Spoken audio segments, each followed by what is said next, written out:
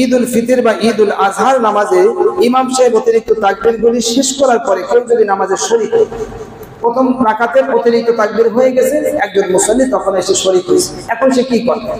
তখন তার করণীয় হলো ইমাম সাহেব কিরাতরত অবস্থায় থাকলেও মুক্তাদি তাকবীরে তাহরিমা বলে সাথে সাথে অতিরিক্ত তাকবীরগুলো বলে আল্লাহু আকবার বলে তাকবীর বেঁধে সাথে সাথে আল্লাহু আকবার আল্লাহু আকবার আল্লাহু আকবার তিনটা তাকবীর সাথে সাথে সে বলে দেবে। এই হলো একটা সুন্নাত। দ্বিতীয় একটা মাসআলা হলো যদি ইমাম সাহেবকে রুকুতে যেয়ে পায়, ইমাম সাহেব রুকুতে চলে গেছেন, প্রথম তিন তাকবীর তো হয়ে গেছে, অতিরিক্ত তাকবীর হয়ে গেছে, ইমাম সাহেব কোন জায়গায়? রুকুতে আছে, তাহলে এখন কি করবে? এখন তো লোকটা এসে পড়ে, সেটা এসে রুকু পাচ্ছে, এখন করবে কি? এই তাকবীর বলবে না কি করবে? এই ক্ষেত্রে এর সমাধান হলো লোকটা তাকবীরে তাহরিমা বলে দাঁড়ানো অবস্থায় অতিরিক্ত তাকবীরগুলি বলে রুকুতে শামিল হবে, দাঁড়ানো অবস্থায় অতিরিক্ত তাকবীরগুলি বলে রুকুতে শামিল হবে।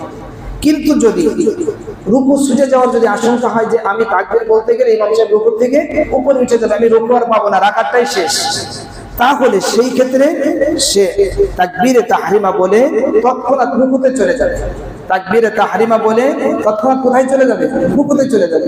আল্লাহু আকবার বলে তাকবীরে তাহরিমা বলে আল্লাহু আকবার বলে রুকুতে চলে যাবে। রুকুতে গিয়ে সে সুবহান রাব্বিয়াল আযীম না পড়ে অতিরিক্ত তাকবীরগুলো পাঠ করবে, আল্লাহু আকবার আল্লাহু আকবার আল্লাহু আকবার। রুকুতে গিয়ে সে অতিরিক্ত তাকবীরগুলি পাঠ করবে।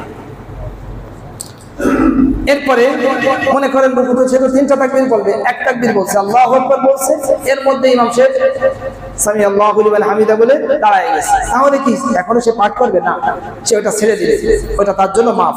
সে তখন ইমাম সাহেবের কি করবে? অনুসরণ করবে।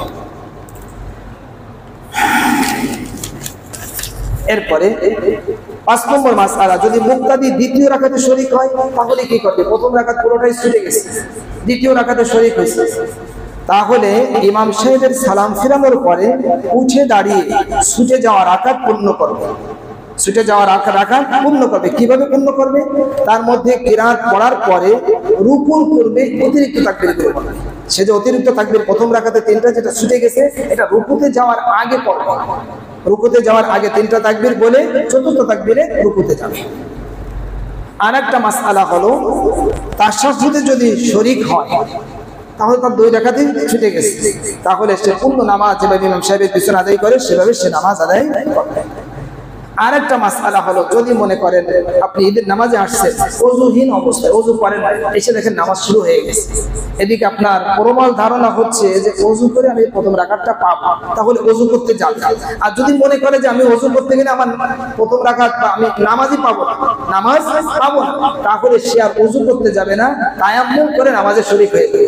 যদি ছুটে যাওয়ার যদি তার সম্ভাবনা এরকম হয়, তার প্রবল ধারণা ওযু করতে গেলে নামাজ আর পাবো না, তাহলে সে আর ওযু করতে যাবে না, তায়াম্মুম করে তাড়াতাড়ি নামাজে শরীক হবে।